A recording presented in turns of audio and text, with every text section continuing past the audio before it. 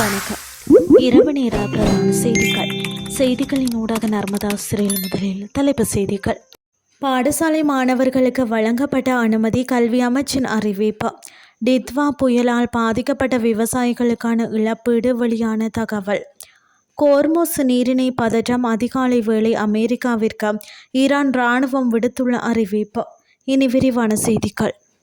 நுளம்புகளிடம் இருந்து தங்களை பாதுகாத்துக் கொள்வதற்காக மாணவர்கள் பாடசாலை சீருடையுடன் கைகளையும் கால்களையும் மறைக்கும் பொருத்தமான ஆடைகளை அணிய அனுமதிக்கப்படுவார்கள் என்று கல்வி அமைச்சு தெரிவித்துள்ளது. தற்போதைய டெங்கு அபாயத்தை கருத்தில் கொண்டு இந்த முடிவு எடுக்கப்பட்டதாகவும் அனைத்து பாடசாலை அதிபர்களுக்கும் இந்த நடவடிக்கைகள் குறித்து தெரிவிக்கப்பட்டுள்ளதாகவும் அமைச்சின் செயலாளர் நாளுக்கு கழுவ தெரிவித்துள்ளார். மாணவர்கள் தங்கள் உடலை மறைக்கும் ஆடைகள் அணிய அனுமதிப்பது பாடசாலை மாணவர்களிடையே டெங்கு நோய் பரவுவதை குறைக்க உதவும் என்றும் எதிர்பார்க்கப்படுவதாக குறிப்பிட்டுள்ளார். அனைத்து அரசாங்க மற்றும் அரசாங்கத்தால் அங்கீகரிக்கப்பட்ட தனியார் பாடசாலைகளிலும் பெற்றோர்கள் மற்றும் முன்னாள் மாணவர்களின் பங்கேற்புடன் நுளம்புகள் இனப்பெருக்கம் செய்யும் இடங்களை ஒழித்தல் மற்றும் பாடசாலைகளை தூய்மைப்படுத்தும் சிறப்பு திட்டங்களை தொடர்ந்து ஏற்பாடு செய்யுமாறும் அதிபர்களுக்கு அறிவுறுத்தப்பட்டுள்ளது.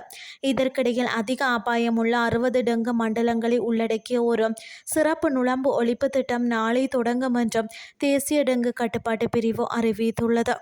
2025ஆம் ஆண்டு இலங்கையில் ஏற்பட்ட டித்வா புயலால் பாதிக்கப்பட்ட விவசாயிகளுக்கான இழப்பீடு தொடர்பில் அறிவிப்பொன்று வெளியாகியுள்ளது.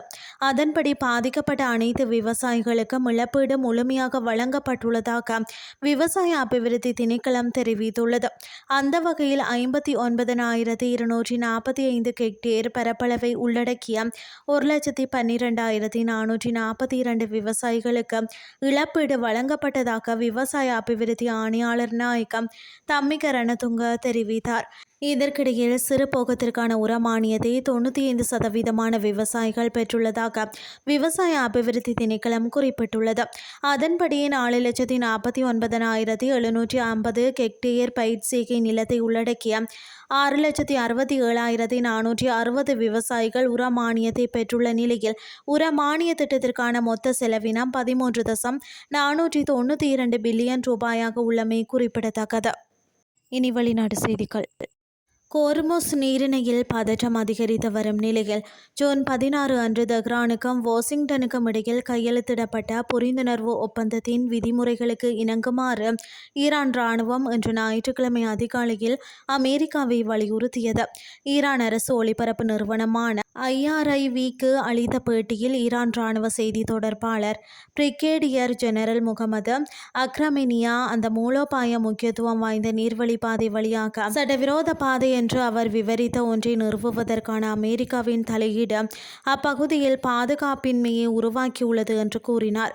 கோர்முஸ் நீரிணையில் ஈரான் மக்களின் உரிமைகளை ஈரானின் ஆயுதப்படைகள் உறுதியாக பாதுகாக்கும் என்றும் அவர் கூறினார். ஈரானிய இராணுவம் தனது இலக்குகளை தொடர்ந்து புதுப்பித்து வருவதாகவும் அக்ரமினியா கூறினார். பல வளைகுடா நாடுகளில் உள்ள அமெரிக்க இராணுவ தளங்கள் மற்றும் வசதிகளை குறிவைத்து ஈரான் ஏவுகணை மற்றும் ஆளில்லா விமான தாக்குதல்களை நடத்திய அதே வேளையில் தெற்கு ஈரான் முழுவதும் உள்ள ராடர் ஏவுகணை மற்றும் ஆளில்லா விமான தளங்களை குறிவைத்து அமெரிக்கா 3வது சுற்று தாக்குதலை நடத்தியதை தொடர்ந்து அவரது கருத்துக்கள் வெளிவந்தன. கோர்முஸ் நீரிணையில் வர்த்தக கப்பல்கள் மீது ஈரான் துப்பாக்கிச்சூடு நடத்தியதோடு மறு அறிவிப்பு வரும் வரை அந்த முக்கியத்துவம் வாய்ந்த நீர்வழி பாதையை மூடுவதாகவும் அறிவித்ததை தொடர்ந்து அமெரிக்கா தாக்குதல்கள் நடந்தன. இதில் ஒரு மாலுமி காணாமல் போனதாகவும் சென்காம் தெரிவித்துள்ளது. செய்திகள் யாவும் நிறைவடைகின்றது.